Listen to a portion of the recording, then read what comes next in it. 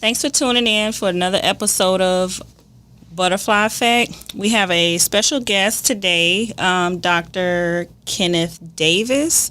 He has some background in the criminal justice system, and we're going to be talking to him today about youth violence and, really just the things that plague the neighborhoods and all that type of stuff. So real informal. So Ken, if you could just kind of tell us a little bit about your background in the criminal justice system. I know I met you through, you were actually one of my instructors. A lot of people don't know, but I do have a degree in criminal justice. I actually did that because my job at the time, we were doing a lot of investigation and all that kind of stuff. So they thought it would be good to just go ahead and get a degree. But I had met Ken as an instructor, and over the course of time, he was my mentor at maybe about 5-6 years, trying to progress my career as well. But brought him in today because he deals a lot in the community with Edward Waters University now, because it used to be Edward Waters College. That's an HBCU here. So he can kind of fill in on some of the things that he's been seeing throughout his career. Okay. Thank you for having me. Just a little bit background. I have about 15 years working in criminal justice as a practitioner. I was a deputy sheriff in Fulton County, which is Atlanta, Georgia. I've worked as a campus police officer, training sergeant at Georgia Tech University in Atlanta. And then when I moved to Florida, I became a probation officer. I did community control, drug offender probation, different aspects of community supervision. So when I left there, I was always a part-time instructor once I got my master's degree in criminal justice. But eventually I left and became a full-time professor and a program director of criminal justice. I've worked at several institutions, currently at Edward Waters University, where I'm associate professor of criminal justice.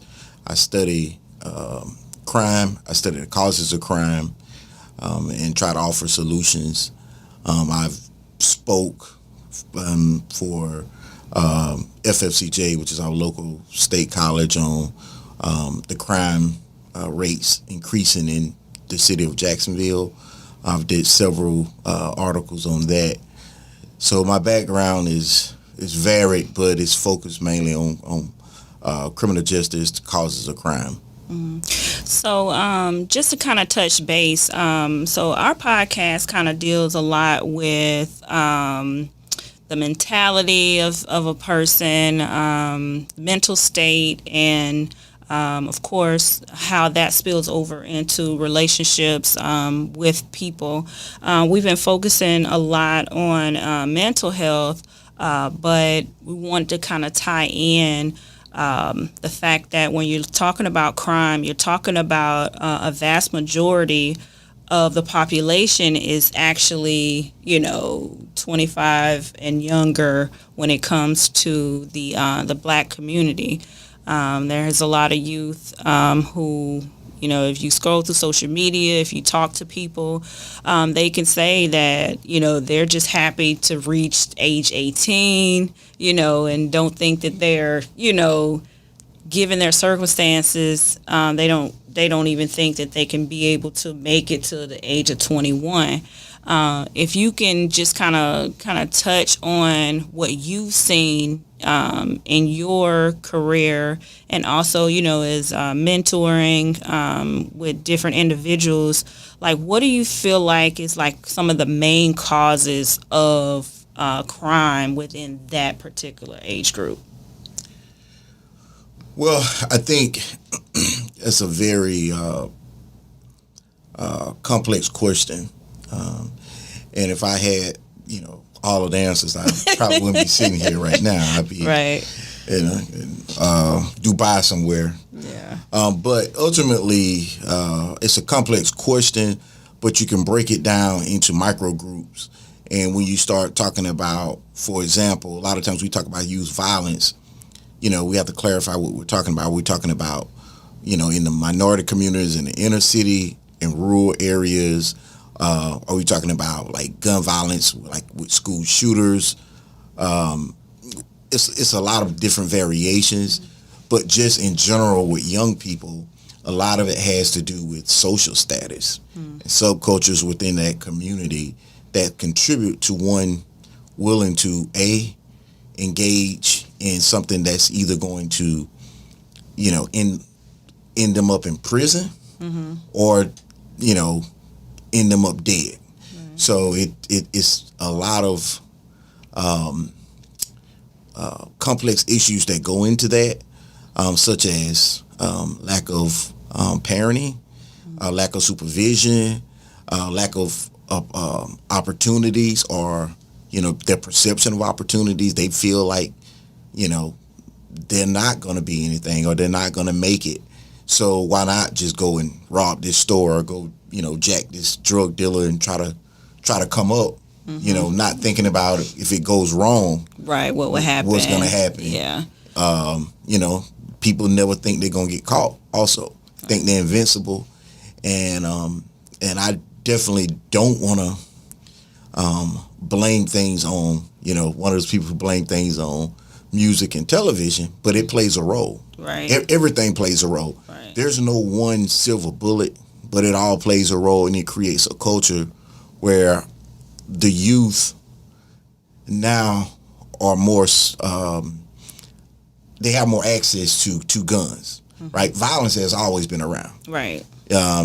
It's no different from back in the 70s, 80s. People were always getting in altercations. They just was fist fighting. Then they graduated from fist fighting to knives and then guns.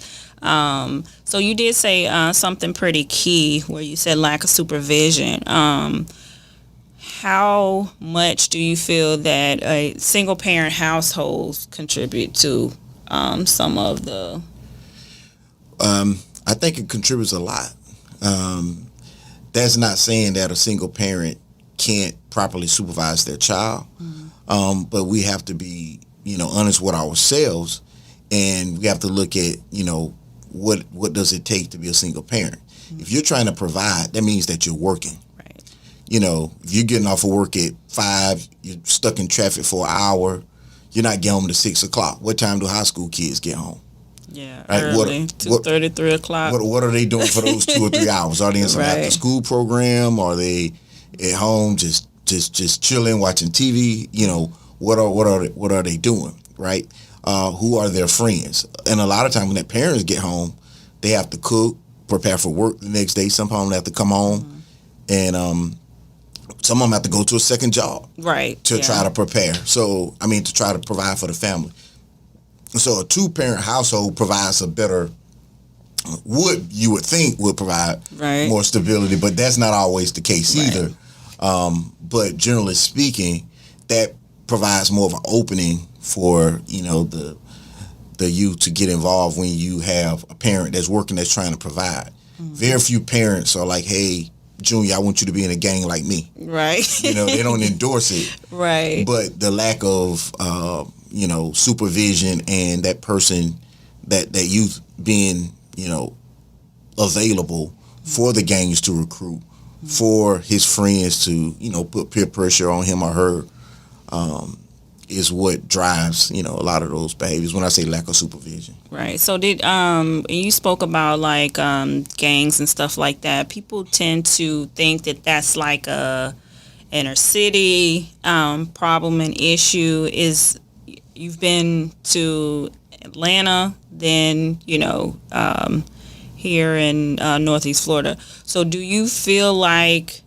that's kind of like an understatement when it comes to or is it just like something on TV where they just hype up in those inner cities and it still is an issue?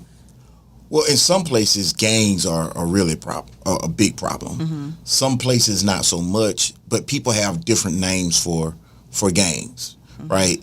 One of the biggest gangs, I always tell people, police, one of the biggest gangs, that's a different story. But Right. really, just a group of people, that are involved in any type of criminal activity. What you call it, a gang, a clique. A lot of people don't label themselves in a gang, but technically they're performing as a gang. Right. So some places, you have your titles. The big gangs we know, the Blood, the Crips, the GDs. That, yeah. But if it's just a group of neighborhood kids and they're committing crimes together, that's technically a gang, right? They're sticking together. They're not letting anybody from the other neighborhood come in and bother them. If, the old saying, you jump my friend, you got to jump me, I'm jumping in. And so, it functions that way. It's just any group of kids or adults, young adults that are, socialized together. They tend to perform, as what we would consider a gang. Mm-hmm. But in some places, gangs are really organized. But gangs are not what a lot of people think they are. A lot of gangs now, they're moving away from violence. They're getting into organized crime, fraud, more different types of prostitution. They're getting into legalized marijuana. Mm-hmm. Because they're looking at it as a financial opportunity, Right. So they're not really out here. They don't want attention to them, Right, because how many houses you got to break into to be able to have something, to make the money of something one $10,000 like credit card fraud case get you. Yeah, absolutely. So it's an issue, but it's a result. It's a result. And I would just like to say that generally gangs in urban areas and inside of what we consider ghettos, they're generally there by design.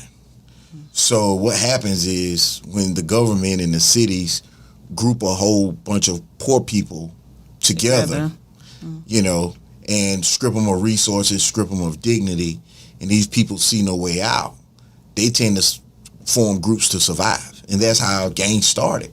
So, and that's how they still start, is people coming together saying, hey, stick with me. I'm going to show you the way. And it's like family. A lot of people say, why would somebody join a gang? It's because they feel like the gang is their family. Right. As twisted as that may seem, to that individual, that's why they loyal to that gang. Yeah, sometimes it's like power and numbers as well, because a lot of situations when it comes to, like you said, the poor people, it's kind of how like the projects and stuff started, where they, just kind of group everybody all at once in one location. It is like a sense of you don't have something, where can I get it? And then, that I can't necessarily say it's a false sense of protection, because depending on what it is that you need to be protected from, that they can actually probably do provide, what their level of protection would be. When it comes to like the kids and it's being so, everything has kind of switched over to seeing more, wanting more when it comes to like social media and stuff like that. Like you said, you got the kids who are home more, 3-4 hours before their parents even get home. You got the influence that comes from inside, even like a little rivalry, here in Jacksonville, Reigns, Reball, all that kind of stuff. It's like a status, no one wants to be left behind. So I know some of the crime kind of starts with just the small things to fit in. But as a parent, like, what do you do in a situation to where, you're not around your child as much as they're in school and or, on TV or the internet. Like, some people think that the schools are not that good when it comes to helping out the situation. I know growing up, we had a lot of after-school activities and stuff like that, but I do notice that now there's not as much that's geared towards the development of kids.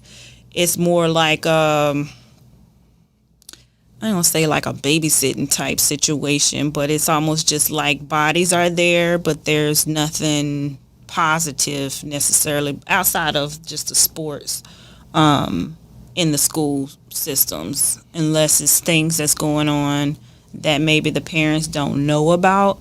I'm not really for sure, but that's kind of what I ran into with my kids. They're grown now, but I ran into my kids to where it was only a little bit to do after school, I think, yeah, that's really important. The kids having something to do, but I think it starts before that. It starts with your kids having self-esteem, because self-esteem means a lot. When the kids have low self-esteem, they're willing to succumb to peer pressure a lot quicker. They're looking to gain respect of their peers, admiration from their peers, and they do that by trying to fit in. And fitting in is what's perceived as what's good at that moment. Right. So at that moment, if they're talking about sex, then they want to have sex. They're talking about being in the gang, they want to be in the gang. They're talking about doing drugs, they want to do drugs. So they're just trying to fit in, and they're experimenting. But when they have low self-esteem, it really opens a door for a lot of these other vices to come in. But you have to build up the esteem in the child. Now, I'm not gonna bash the school system, but I'm finna bash the school system. Okay. So the school system is almost like we're herding cattle now. Right. I mean, they just have the kids and they're going from one class to the next. It's like babies. COVID showed us that school has turned into a big babysitting job, right, for society in general. The students are not getting the structure that they need from the school system. So I think as parents, we have to step in and assess the individual needs of our child. If you have multiple kids, I have multiple kids, you have multiple kids, every child is not the same. Correct. So some child may need more self-esteem building. Some child may be more independent, right? And they may need to be challenged more. So as a parent, you have to kind of assess your individual kids and see what they need and try to provide it. But remember, I said earlier, mama is working. She don't get off the 5. She don't get off till 5. She don't get off the 5. Yeah. And then she may have to pick up an afternoon job from 6 to 10, driving an Uber or something to pay that rent, because rent went from, 1,000 to now 1,500. Right. So, I mean, these are the real life situations that lead to this type of thing. And the school system, like I said, generally speaking, it's so much pressure on these teachers, to pass these students, to have these students do well on these tests. Right. Right. That it becomes they're chasing the test. If people say they're teaching to the test. So they don't get a lot of time to spend on social skills, leadership skills.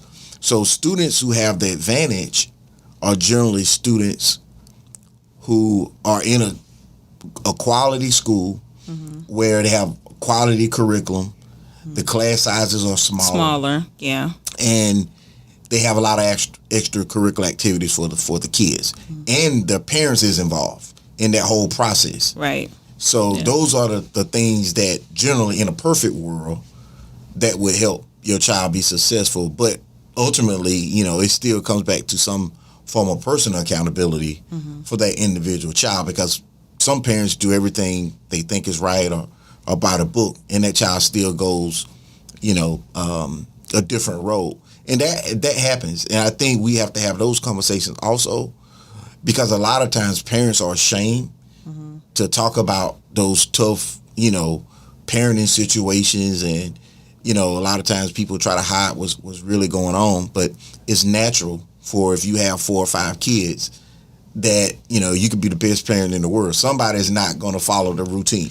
Probably the middle child. so it's a lot of challenges. Yeah, it's as far as we kind of discussed on some of the other shows about traumas too with the parent. being unskilled in certain areas when it comes to parenting, only doing what it is that they knew to do, which we know sometimes, back in the day, teaching and upbringing wasn't, it was beat you to do whatever, and that's not always the right way of handling things. But a lot of parents, they know what they know, and they don't realize that, like you said, every child is different, every situation is different, times are different. So you can't always go at something the same way, thinking that, okay, well, I turned out all right, then, they just hard-headed, they're just whatever. I feel like that's kind of key, along with some of the new developments with maybe some of the behavioral problems with kids in school. I didn't ever, I could be wrong, but I don't remember anybody ever being autistic or now hyper, like the ADHD. Yeah, I had a cousin that was like always into something, but that was in the era when they first started medicating and not really, and then they'll put you in a class that secludes you as if you're like slow or whatever, when that's not really the right thing to be able to do. But I think a lot of times when you're talking about like parenting and doing what how do you know as a parent that it's not effective because the way they're doing it versus this child is a special child that needs additional help outside of? Well, I think first I like to say that America basically has a mental health crisis. Mm-hmm. We've always had a mental health crisis. We just didn't know it. Right. Now people are starting to realize what mental health is, and the stigmas are coming off of it. We had kids back when I was in school that were all the same behaviors that you have now that people are labeling bipolar, ADHD. We've had all of those kids when I was growing. We just didn't call them that. Right. And the teacher would just whoop them with the belt or the ruler. Right. Things was a little bit different. So to my side in the hallway. Yeah, it was. I can tell you some stories. Yeah. But they were doing the best they could at the time based off of the information they had and what they thought was best practice. So the intentions were good, right? May not have been effective, right? Or, it may have been effective. We don't, some of them turned out to be okay. But, times have changed. People have more access to data, research, and they can look and see what works, what doesn't work. And I think part of the problem that you brought up with the parents, there's no manual to parenting. Right. You don't, most people don't actually read parenting books. Most people have kids and they figured out based off of the way they was raised, their values. So there's no manual for it. But when you deal with your child, first, sometimes you have to deal with yourself, because a lot of the parents suffering from trauma, broken homes, broken relationships. They don't have a father figure around, so they don't have anybody to emulate those relationships. So they basically just make it up as they go, and that can impact the child. Right. A learning curve, with a child can be steep. So you're learning how to parent. For most of us that have multiple kids, I think most of us think we did better on the second one than we did on the first one, because you've learned a lot from being a parent. But I think that there are resources. A lot of times we have to acknowledge that there is a problem. Right. And a lot of times we don't want, especially in our community, minority community, we don't like to label our kids, right? Because we think that label is going to stick with them throughout, their lifetime. So there are resources, and now most insurance companies, and that's another issue why I say it's a mental health crisis. The biggest problem with mental health treatment is who's going to pay for it. Right. And because that's not considered a a necessity in the eyes of a person who has to make a choice of, are we going to eat or are we going to get mental health treatment? So now some insurance companies are including that in their policies, mental health treatment. Also, too, at most employers now, when you have like the EAP programs, you can actually have counseling sessions for family members that are not in the house. So if you have a cousin that's not living with you, that's a teenager that's going through some problems, depression or some issues, they can actually get counseling. So the reach of mental health treatment is expanding, but it has a long way to go. But generally, I tell parents, start with your employer, see what's in your health insurance policy. And a lot of the EAP counseling sessions, that's not in your health insurance. That's separate from your health insurance. So you get that free whether you got the health insurance or not. Yeah. Yes. And also look at the school. The school in your school district, the counselors there are going to have resources that are local, because the resources that you have in Duval County are probably going to be different than you have in St. John's and Flagler. They're going to have the local resources. So those are the places you look for the resources. But I think it's important that you recognize that if your child is not performing at optimal level and it could be something wrong, is that you start trying to evaluate to see what type of help they need, and start with your counselors. And how I know there's resources for that type of thing, but I'm a strong advocate of mentorship as well. I know I've had several mentors over the course of my life that have kind of helped me steer myself, in the right direction. And even though I know I started that as an adult, I know that could help in the areas of, in teenagers or even preteens, to actually have a path to try to, because if you're just going off of just whatever and you kind of like shifting in the wind based off of what's happening in your life, it allows, space for you to go off track, not really knowing that you're going off track. But if you have a path set aside, that, okay, I'm supposed to be headed in this direction. What can I do to get, after I fall off the wagon? Is there anything like that of that's within the, communities as far as mentorship for that age group to keep them kind of in the right direction? Yes. I mean, there's several organized mentorship programs. There's some programs for at-risk youth who've been involved in the criminal justice system. There's some programs for girls that need mentorship. I think the Dolores Bar Weaver Foundation in Jacksonville has a program called See the Girl, and they mentor girls. Okay. You have the Big Brothers, Big Sisters programs in Jacksonville.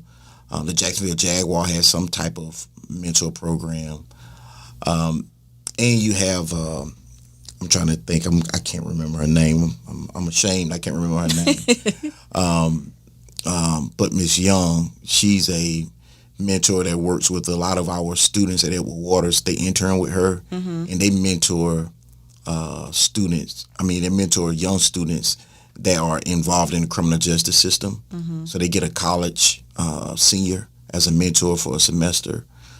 They meet with that student in public places like McDonald's or whatever and talk to them like once a week, ask them about their grades.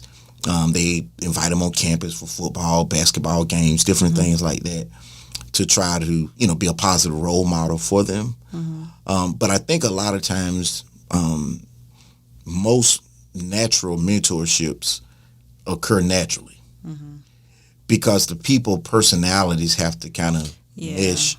And unfortunately in our community, we haven't really talked about or valued mentorship as a way to being successful or the way to reduce crime.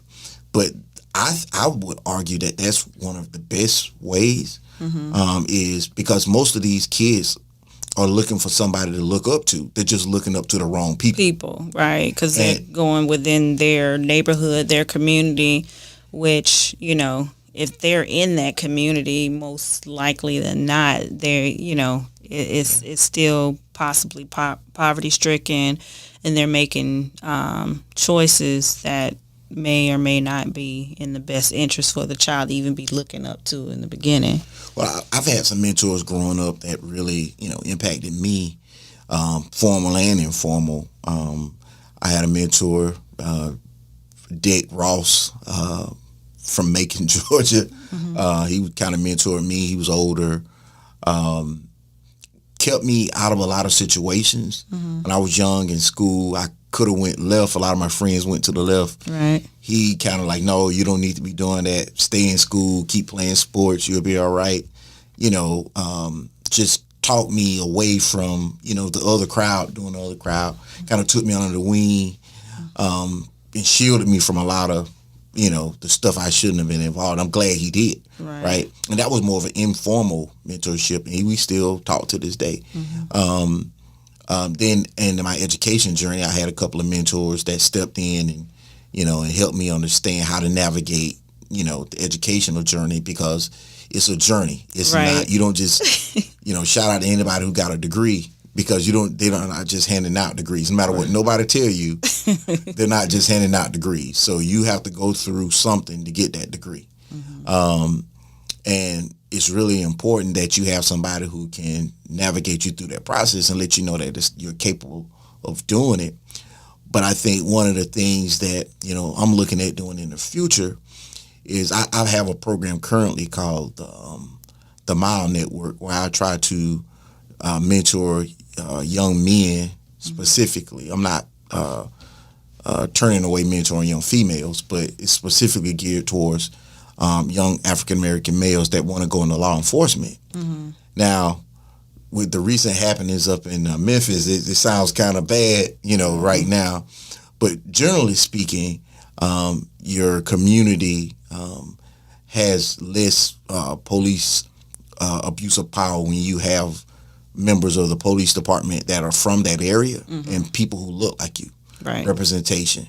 And that's what my goal was. But one of the things I think I'm going to expand to is, just finding other people to work with me to mentor for all different types of occupation. Because one of the issues that we have, especially for African American males, is underemployment, right? We have underemployment because a lot of them haven't got the right advice, and they don't have job skills, and they're looking at applying to the wrong jobs, right? So it's important that they get mentors that can steer them in the right direction and kind of get them, say, hey, what about being a plumber? What about being an electrician?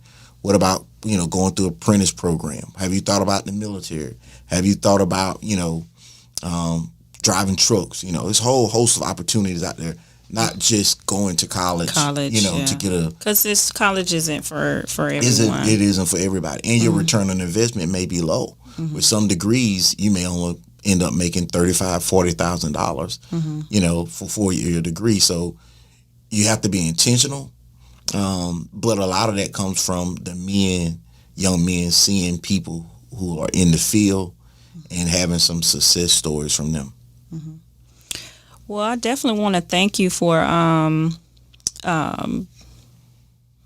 just got a brain freeze right there. Well, I'm happy to be here. I thank you. Want to just thank you for being a part of the Butterfly Effect today.